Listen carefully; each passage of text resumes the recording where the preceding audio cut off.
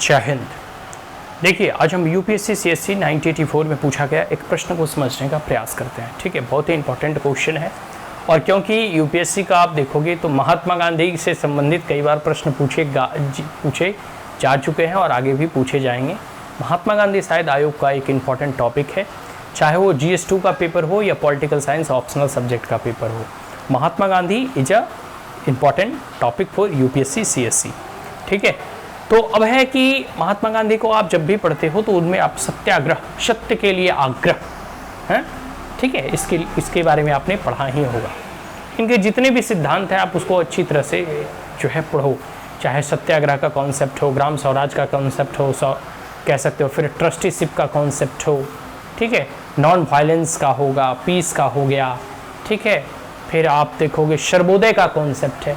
तो ये सब सारे कॉन्सेप्ट को आप अच्छे से A to Z एक प्रकार से कह सकते हो रट लो, याद कर लो या इस कॉन्सेप्ट को समझ लो, जैसे भी करना है करो। लेकिन महात्मा गांधी से इम्पॉर्टेंट जो संबंधित कॉन्सेप्ट है इसको जो है आपको मतलब इसके बारे में आपको मालूम होना चाहिए। मान लो आज सत्याग्रह के बारे में पूछा जा रहा है, कल ग्राम स्वराज के बारे में पूछा जा सकता है, कल ट्रस्टीशिप का कॉन्सेप्ट के बारे में पूछा जा सकता है। Is that clear? तो satyagraha is the most important and original contribution of Mahatma Gandhi to mankind. कहा जाता है कि महात्मा गांधी का जो योगदान है सत्याग्रह के रूप में वो मानव समाज के लिए एक बहुत ही अतुलनीय योगदान है कि मानव समाज के हित में सत्याग्रह महात्मा गांधी का बहुत ही कह सकते हो महत्वपूर्ण और एक प्रकार से कह सकते हो कि ओरिजिनल कंट्रीब्यूशन है।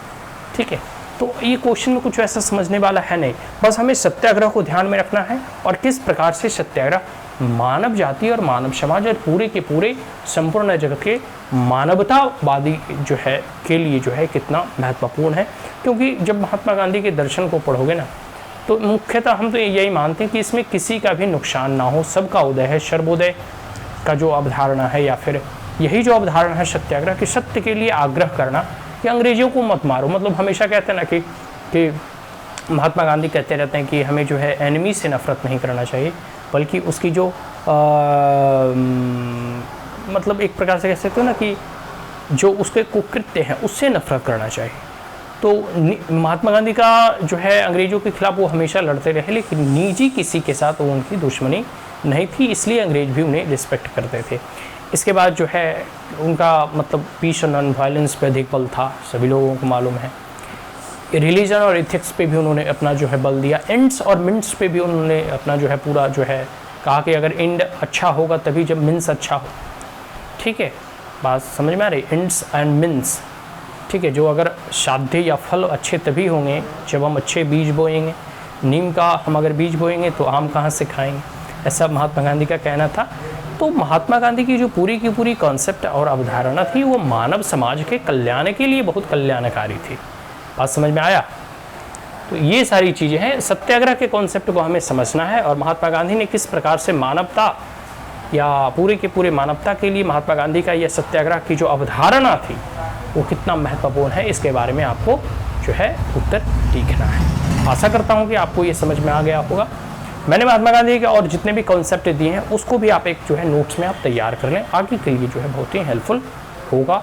और परीक्षा में आप देखोगे जैसे जैसे अभी हम 1984 का ही प्रश्न हम सॉल्व कर रहे हैं, जो आगे हम लोग जब देखेंगे तो महात्मा गांधी से संबंधित कई एक और प्रश्न भी पूछे जा चुके हैं। और क्योंकि यह आयोग का एक इम्पॉर्टेंट टॉपिक है, आयोग को बहुत अच्छा लगता है महात्मा गांधी से संबंधित प्रश्न पूछने में। ठीक है, तो आगे भी इससे संबंधित प्रश्न पूछे जाएंगे, इसकी पूरी संभावनाएँ हैं। ठीक है, so that's all, thank you, have a great day.